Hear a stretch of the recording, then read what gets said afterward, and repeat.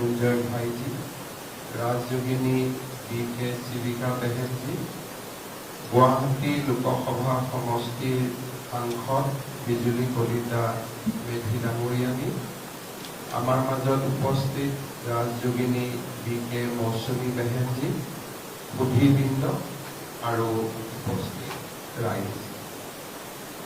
ओम शांति। राजयोगिनी ब्रह्मकुमारी शिलादीदी जी पवित्र स्मृति आयोजित এই শ্ৰদ্ধাঞ্জলি অনুষ্ঠানত উপস্থিত হৈ মই তেখেতৰ মহান আত্মাৰ প্ৰতি গভীৰ শ্ৰদ্ধা নিবেদন কৰিছোঁ। এই বিশেষ অনুষ্ঠানত ব্ৰহ্ম বাবা দাদা লেখৰাজ খুবচান্দ কৃপালিনীজীলৈও গভীৰ শ্ৰদ্ধাঞ্জলি জ্ঞাপন কৰিছোঁ। লগতে ব্ৰহ্মকুমাৰীৰ দৰে এই মহান সংগঠনৰ কাৰ্যকলাপ আগুৱাই নিয়া প্ৰতিগৰাকী দাদী আৰু দিদিলৈ মোৰ ভক্তি ভৰা প্ৰণিপাত জনাইছোঁ। অসমকে ধৰি সমগ্ৰ উত্তৰ পূৰ্বাঞ্চলত ব্ৰহ্মকুমাৰী প্ৰতিষ্ঠাৰ মূল হোতা ৰাজযোগিনী ব্ৰহ্মকুমাৰী শিলাদিদি কেৱল এক ব্যক্তি সত্তাই নাছিল, তেখেত আছিল প্ৰকৃতপক্ষে এক অনুষ্ঠান সদৃশ। प्रजापिता ब्रह्मकुमारी ईश्वरीय विश्वविद्यालय गुवाहाटी उपसंमंडলৰ सञ्चालिका हिसापे শিলাদিদিয়ে उत्तर पूर्वांचলৰ লগতে চুবুৰীয়া ৰাষ্ট্ৰ বাংলাদেশৰ আধ্যাত্মিক জীৱনত যথেষ্ট প্ৰভাৱ এৰি থৈ গৈছে।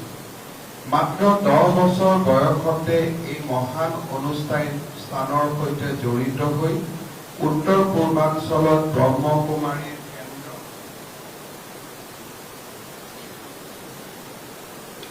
प्रतिष्ठार क्षेत्र तेखेते आगबढ़ाई जोৱা अवदान सदाय चिरस्मरणीय হৈ ৰব। प्रजापिता ब्रह्मकुमारीर उपस्थितिये आमार राज्यखনৰ आध्यात्मिक और सामाजिक जीवन समृद्ध करिছে। অসমৰ অন্যতম পুৰণি চহৰ প্ৰাগ ঐতিহাসিক কালৰ পৰা অপৰিসীম গুৰুত্ব লাভ কৰা তেজপুৰৰ পৰা 1976 চনত प्रजापिता ब्रह्मकुमारीये आमार राज्यत आध्यात्मिक यात्रा आरम्भ करिছে। तेতিয়াৰ পৰাই ৰাজযোগিনী শিলাদিদিৰ নেতৃত্ব আৰু মাৰ্গদৰ্শনত এই সংগঠনে উত্তৰ পূৰ্বাঞ্চলত সক্ৰিয় সেৱা আগবঢ়াই আহিছে। পৰৱৰ্তী সময়ত গুৱাহাটী, শ্বিলং, মণিপুৰ, অৰুণাচল, আগৰতলা আৰু আনকি ঢাকাতো তেখেতে আধ্যাত্মিক সেৱা আগবঢ়াই आमार समाज जीवन समृद्ध কৰি থৈ গৈছে। गुवाहाटीर পৰা माउंट आबुলৈ रथ यात्रा, मणिपुर ईटानगर আগৰতলাৰ পৰা गुवाहाटीলৈ पदयात्रा, शाश्वत যৌগিক খেতিৰ জৰিয়তে সম্পূৰ্ণ গ্ৰাম বিকাশ, সেউজ ভাৰত, স্বচ্ছ ভাৰত, মাদক দ্ৰব্য মুক্ত ভাৰতৰ দৰে পদক্ষেপকে ধৰি বহুতো সমাজ হিতৈষী কৰ্মৰাজিৰে ৰাজযোগিনী শিলাদিদিয়ে মানৱ সেৱাৰ উৎকৃষ্টতম নিদৰ্শন আমাৰ আগত থৈ গৈছে। তেখেতৰ নেতৃত্বতে অসমকে ধৰি উত্তৰ পূৰ্বাঞ্চলত বিস্তাৰ লাভ কৰা ধ্যান কেন্দ্ৰৰ বিশাল নেটৱৰ্কৰ জৰিয়তে প্ৰজাপিতা ব্ৰহ্মকুমাৰীয়ে শিক্ষানুষ্ঠানসমূহত মূল্যবোধৰ কাৰ্যসূচী ৰূপায়ণ কৰি আমাৰ অঞ্চলত এখন সুখী, সুষম और शांतिपूर्ण समाज गढ़ातो गुरुत्वपूर्ण अवदान आगबढ़ाई थৈ গৈছে। मानव जातिर कल्याण और उत्थाনৰ বাবে বাস্তৱসন্মত পন্থা হিচাপে ৰাজযোগিনী শিলাদিদিয়ে বিশ্বজনীন আধ্যাত্মিক সত্যসমূহক নিজৰ জীৱনত প্ৰয়োগ কৰিছে। তেখেতৰ সংস্পৰ্শলৈ অহা প্ৰতিগৰাকী ব্যক্তি তেখেতৰ ব্যক্তিত্বৰ মমতা উদাৰতাই গভীৰভাৱে স্পৰ্শ কৰি গৈছে। ৰাজযোগিনী শিলাদিদিয়ে তেনে প্ৰতিগৰাকী ব্যক্তিৰে অন্তৰ্নিহিত প্ৰতিভা বিকাশ হোৱাত প্ৰবল ৰূপত অনুপ্ৰাণিত কৰিছিল। শিলাদিদিৰ নিষ্ঠা, দায়বদ্ধ সেৱা আৰু সকলোৰে প্ৰতি স্নেহে তেখেতক এগৰাকী মহান আধ্যাত্মিক সত্তালৈ ৰূপান্তৰ কৰিছিল। সমগ্ৰ জীৱন মানৱ সেৱাক উৎসৰ্গা কৰি শ্ৰদ্ধাৰ শিলাদিদিয়ে অনন্ত ধামলৈ গতি কৰিলে। মই তেখেতৰ বিদেহ আত্মাৰ চিৰ শান্তিৰ বাবে ঈশ্বৰৰ ওচৰত প্ৰাৰ্থনা জনাইছো। মানৱ জাতিৰ কল্যাণৰ বাবে সমৰ্পিত নিস্বাৰ্থ সেৱাৰ অনন্য অনুষ্ঠান প্ৰজাপিতা ব্ৰহ্মকুমাৰীৰ আদৰ্শ আৰু সেৱাৰ মাজতে ৰাজযোগিনী ব্ৰহ্মকুমাৰী শিলাদেৱী আমাৰ সমাজ জীৱনত সদায় জীয়াই থাকিব। ৰাজযোগিনী শিলাদেৱীৰ প্ৰতি শ্ৰদ্ধাঞ্জলি জনাবলৈ অনুষ্ঠিত এই কাৰ্যসূচীৰ মাধ্যমেৰে প্ৰজাপিতা ব্ৰহ্মকুমাৰীৰ পবিত্ৰ চৌহদত উপস্থিত হ'বলৈ পাই মই নিজকে ধন্য মানিছো। যোৱা বছৰ মাউণ্ট আবুলৈ গৈ প্ৰজাপিতা ব্ৰহ্মকুমাৰীৰ আধ্যাত্মিক আৰু সামাজিক কৰ্মৰাজিক প্ৰত্যক্ষভাৱে দেখাৰ মোৰ সৌভাগ্য হৈছিল। এই মহান অনুষ্ঠানৰ আধ্যাত্মিক যাত্ৰা আৰম্ভ হৈছিল 1930 চনত, যেতিয়া ব্ৰহ্মবাবাই ধাৰাবাহিকভাৱে ঐশ্বৰিক অভিজ্ঞতা লাভ কৰিছিল। এই ঐশ্বৰিক অভিজ্ঞতাসমূহে তেখেতৰ জীৱন আৰু বিশ্বাসৰ ৰূপান্তৰ সাধন কৰিছিল।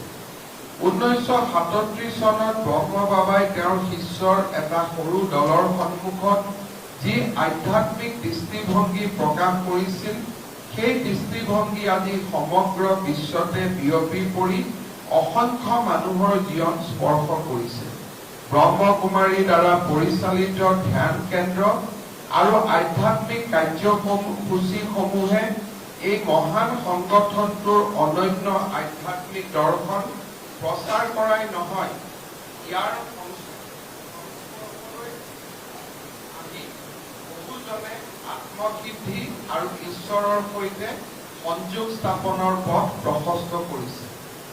হিন্দু ধৰ্মৰ আধ্যাত্মিক বিশ্বাসৰ অনন্য মিশ্ৰণ আৰু বিভিন্ন ধৰ্মীয় আৰু দাৰ্শনিক পৰম্পৰাৰ সুকীয়া ব্যাখ্যাৰ ভিত্তিত গঢ় লোৱা ব্ৰহ্মকুমাৰী দৰ্শনে আমাক শিকায় কি ধৰণে আধ্যাত্মিক প্ৰজ্ঞা আৰু শান্তিৰ যুগলৈ এই পৃথিৱীক আমি ৰূপান্তৰ ঘটাব পাৰোঁ। ব্ৰহ্মকুমাৰীৰ ওম প্ৰতীকে ইয়াৰ আধ্যাত্মিক দৰ্শনক দৃশ্যমান ৰূপত উপস্থাপন কৰে। এই প্ৰতীকৰ কেন্দ্ৰবিন্দুটোৱে ঐশ্বৰিক সত্তাক প্ৰতিনিধিত্ব কৰে। ইয়াৰ বিন্দু, ৰেখা, শিক্ষা আৰু বৃত্তই গুণ, ঐশ্বৰিক কৃতিত্ব, আধ্যাত্মিক জ্ঞান, জীৱনৰ চিৰন্তন চক্ৰকে ধৰি ব্ৰহ্মকুমাৰীৰ শিক্ষাৰ বিভিন্ন দিশ প্ৰকাশ কৰে। এই প্ৰতীকে ব্ৰহ্মকুমাৰীৰ মূল্যবোধ আৰু নীতিসমূহ প্ৰকাশ কৰাৰ লগতে ধ্যান আৰু আধ্যাত্মিক অনুশীলনৰ কেন্দ্ৰবিন্দু হিচাপে কাৰ্য সম্পাদন কৰে। ওম প্ৰতীকৰ গুৰুত্ব সম্পৰ্কে মুণ্ডক উপনিষদত প্ৰচুৰ ব্যাখ্যা আগবঢ়োৱা হৈছে। সেই অনুসৰি অতীত, বৰ্তমান আৰু ভৱিষ্যত য'ত সমাহিত হৈ থাকে সেয়াই হৈছে ওম। ওম অথবা প্ৰণৱ হৈছে পৰম ব্ৰহ্মৰ একমাত্ৰ প্ৰতীক চিহ্ন। ওম হৈছে ব্ৰহ্মন, ওমেই হৈছে আধাৰ, ওমেই অবিনশ্বৰ, ওম আত্মা, ওম হৈছে পবিত্ৰ চৈতন্য, ওম হৈছে চেতনা, আৰু সেইবাবেই ওমেই সকলো। উপনিষদৰ এই শিক্ষাৰ প্ৰতিধ্বনি আমি প্ৰজাপিতা ব্ৰহ্মকুমাৰীৰ শিক্ষাৰ মাজত শুনিবলৈ পাওঁ। ব্ৰহ্মকুমাৰীৰ শিক্ষাৰ কেন্দ্ৰীয় বিষয় হৈছে ৰাজযোগ ধ্যানৰ অভ্যাস। ধ্যানক আত্মা উপলব্ধিৰ আহিলা আৰু অন্তৰ্নিহিত ঐশ্বৰিক প্ৰজ্ঞা লাভৰ মাধ্যম হিচাপে বিবেচনা কৰা হয়। প্ৰতিজন ব্যক্তি হৈছে ভৌতিক শৰীৰৰ পৰা পৃথক এক চিৰন্তন সত্তা। ৰাজযোগীসকলৰ এই উপলব্ধিয়ে জীৱনটোক আত্মকেন্দ্ৰিকতাৰ পৰা আত্মনিৰ্দেশিত জীৱনলৈ ৰূপান্তৰৰ বাবে উৎসাহিত কৰে। মানৱ জাতিয়ে সন্মুখীন হোৱা অস্থিৰ পৰিৱেশৰ পটভূমিত ব্ৰহ্মকুমাৰীৰ শিক্ষা আজি অতিকে গুৰুত্বপূৰ্ণ বুলি বিবেচিত হৈছে। ব্ৰহ্মকুমাৰীয়ে যি বিশ্বব্যাপী শান্তি আৰু সম্প্ৰীতিৰ পোষকতা কৰে, বিভিন্ন সংস্কৃতি আৰু ধৰ্মৰ সংঘাত নিৰাময়ৰ ওপৰত গুৰুত্ব প্ৰদান কৰে, পৰিৱেশ অনুকূল পদ্ধতিৰ প্ৰসাৰৰ প্ৰতি গুৰুত্ব প্ৰদান কৰে, প্ৰকৃতিৰ প্ৰতি সন্মান পোষণ কৰে তথা অধিক বহনক্ষম আৰু সুষম পৃথিৱীৰ প্ৰতি নিজৰ দায়বদ্ধতা প্ৰকাশ কৰে। এনেধৰণৰ মহান শিক্ষা আৰু জ্ঞানে ব্ৰহ্মকুমাৰী দৰ্শনক চহকী কৰিছে। ফলস্বৰূপে আধ্যাত্মিক উত্তৰণ আৰু ব্যক্তিগত পৰিৱৰ্তনৰ মানস কৰাত বিভিন্ন সাংস্কৃতিক আৰু ধৰ্মীয় পটভূমিৰ অনুগামীসকলৰ আকৰ্ষণ ব্ৰহ্মকুমাৰী দৰ্শনৰ প্ৰতি দিনক দিনে বৃদ্ধি পাইছে। প্ৰাচীন ভাৰতীয় শাস্ত্ৰ বেদ আৰু উপনিষদসমূহে আমাক সৃষ্টিৰ অনাদি আৰু অনন্ত তত্ত্বৰ বিষয়ে শিক্ষা দিয়ে। এক অৰ্থত ভাৰতীয়সকলৰ জ্ঞান চৰ্চাৰ সমস্ত নিৰ্যাস সঞ্চিত হৈ আছে বেদ আৰু উপনিষদসমূহত। সেই শাস্ত্ৰসমূহে ঘোষণা কৰিছে আমাৰ দেহৰ ভিতৰত এক আত্মাই বিৰাজ কৰে। ভাৰতীয় শাস্ত্ৰৰ বিদ্বত পণ্ডিত ঋষিমুনিসকলে সেইবাবে আত্মাৰ মাজতে সকলো জীৱনৰ উপস্থিতি দেখিবলৈ পোৱাৰ দৰে সকলো জীৱৰ মাজত আত্মাৰ উপস্থিতি দেখিবলৈ পায়। আত্মা দেহ নহয়, দেহ ধ্বংস হয়, কিন্তু আত্মা অমৰ। মই দেহৰ মাজত আছো, কিন্তু এই দেহ যেতিয়া মৰি যাব মই তেতিয়াও জীয়াই থাকিম। সেয়েহে হিন্দুৱে নিজক আত্মা বুলি বিশ্বাস কৰে। এই আত্মা যাক তৰোৱালে কাটিব নোৱাৰে, জুয়ে পুৰিব নোৱাৰে, পানীয়ে তিয়াব নোৱাৰে, বতাহে শুকুৱাব নোৱাৰে। আত্মাৰ অবিনশ্বৰতাৰ উপৰি হিন্দুৱে বিশ্বাস কৰে যে ৰজা আৰু খেতিয়কৰ আত্মাৰ মাজত, ঋষি আৰু পাপীৰ আত্মাৰ মাজত, পৰুৱা আৰু হাতীৰ আত্মাৰ মাজত তথা গছ আৰু শিলৰ আত্মাৰ মাজত কোনো পাৰ্থক্য নাই। প্ৰত্যেকটো আত্মা একো একোটা পৰিধিবিহীন বৃত্ত, যি বৃত্তৰ কেন্দ্ৰ দেহৰ মাজত অৱস্থিত। ঈশভাষ্য উপনিষদত কোৱা হৈছে আত্মা হৈছে মনৰো মন, কাণৰো কাণ, অৰ্থাৎ আত্মা কেন্দ্ৰৰো কেন্দ্ৰ। সেই কেন্দ্ৰ এটা দেহৰ পৰা অন্য দেহলৈ যোৱাৰ নামেই মৃত্যু। মানুহৰ আত্মা অনাদি, অমৰ, পূৰ্ণ আৰু সম্পূৰ্ণ। কেন্দ্ৰৰ পৰিৱৰ্তন বা এটা দেহৰ পৰা অন্য দেহলৈ যোৱাটোৰ মানেই মৃত্যু। আত্মাৰ বৰ্তমান অৱস্থা অতীতৰ কৰ্মৰ দ্বাৰা নিৰূপিত হয় আৰু আত্মাৰ ভৱিষ্যত বৰ্তমান কৰ্মৰ মাজেৰে নিৰূপিত হয়। আত্মা ব্ৰহ্মস্বৰূপ বুলি মন্তব্য কৰি স্বামী বিবেকানন্দই উল্লেখ কৰিছে যে জড় পঞ্চভূতত আবদ্ধ হৈ থকা আত্মাই যেতিয়া এই বন্ধন শৃংখলৰ পৰা মুক্ত হয় তেতিয়াই আত্মাই পূৰ্ণতা লাভ কৰে। এই পৰিত্ৰাণৰ অৱস্থা বুজাবৰ কাৰণে ঋষিসকলৰ ব্যৱহৃত শব্দটো হ'ল মুক্তি।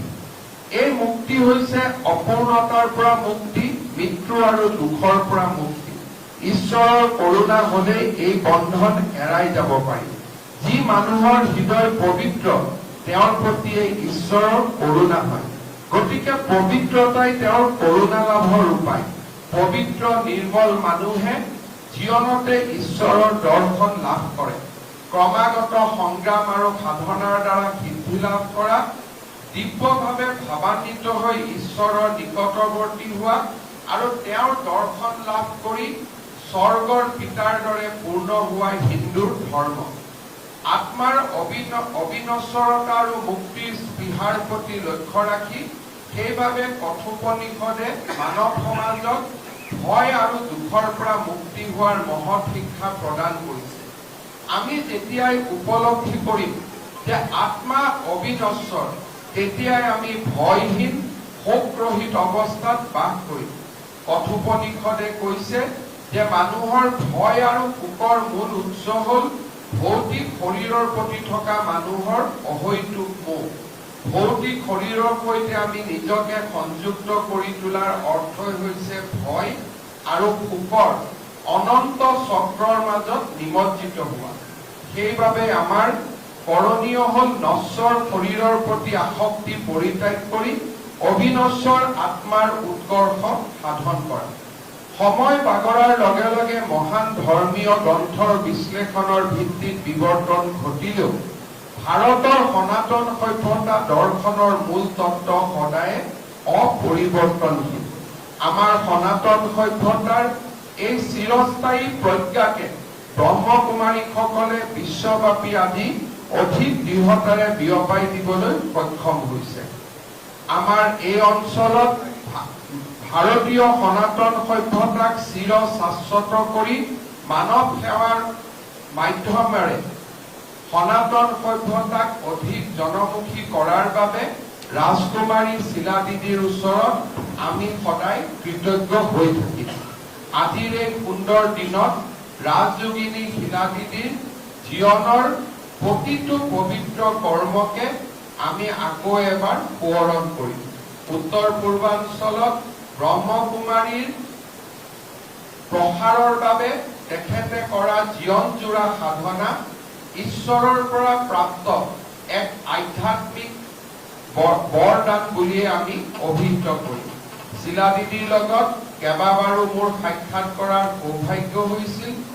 উত্তৰ গুৱাহাটীত ব্ৰহ্মকুমাৰীৰ জ্ঞান কেন্দ্ৰ স্থাপন কৰাৰ পৰা মাউণ্ট আবুলৈ মোক নিমন্ত্ৰণ কৰা বহু কেইবাৰ শিলাদিদিৰ সৈতে মোৰ সাক্ষাৎ হৈছিল আৰু প্ৰতিটো সাক্ষাৎতে তেখেতৰ অদ্বিতীয় আৰু আধ্যাত্মিক চেতনাক উপলব্ধি কৰাৰ আমাৰ সৌভাগ্য হৈছিল।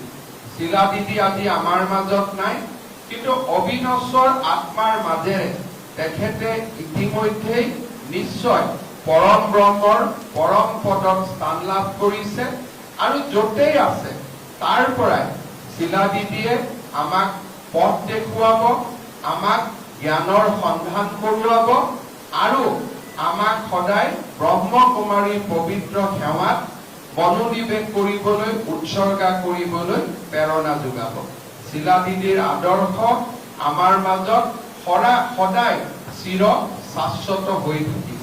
মই আগতেই কোৱাৰ দৰে শিলাদিদিৰ মৃত্যু হোৱা নাই, শিলাদিদিৰ মুক্তি হৈছে।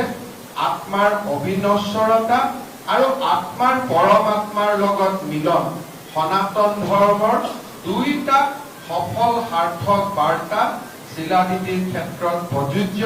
তেখেতৰ মহান আত্মাই আমাক সদায় প্ৰেৰণা যোগাওক, ভাৰতখনক বিশ্ব শান্তিৰ এক মহান দ্বীপলৈ ৰূপান্তৰ কৰিবৰ বাবে তেখেতৰ জ্ঞান আৰু আদৰ্শই আমাক সদায় প্ৰেৰণা জনাব। পুনৰ এবাৰ ব্ৰহ্মকুমাৰীৰ লগত জড়িত আটাইকে আজিৰ এই শোকৰ ক্ষণত মই পুনৰ এবাৰ সকলোকে এটাই প্ৰেৰণা যোগাম যে শিলাদিদি আমাৰ পৰা আঁতৰি যোৱা নাই। তেখেতৰ জীৱনজোৰা সাধনা, তেখেতৰ জীৱনজোৰা বৰমণি আমাৰ মাজত সদায় চিৰ শাশ্বত হৈ থাকিব। শোকৰ এই মুহূৰ্তটো আৰু নতুনকৈ কৰ্মত, নতুনকৈ ব্ৰহ্মকুমাৰীৰ জ্ঞান আৰু প্ৰজ্ঞাক জগত সভালৈ লৈ যোৱাৰ বাবে আমি সংকল্প কৰিম। নিজক পুনৰ এবাৰ ব্ৰহ্মকুমাৰীৰ আদৰ্শৰ বাবে আকৌ এবাৰ আমি নিজক আগবঢ়াই লৈ যাম। এই দুআষাৰেৰে ৰাজযোগিনী শিলাদিদিৰ প্ৰতি মোৰ গভীৰ শ্ৰদ্ধাঞ্জলি জনাই মই মোৰ বক্তব্যৰ সামৰণি মাৰিছো। ওম শান্তি।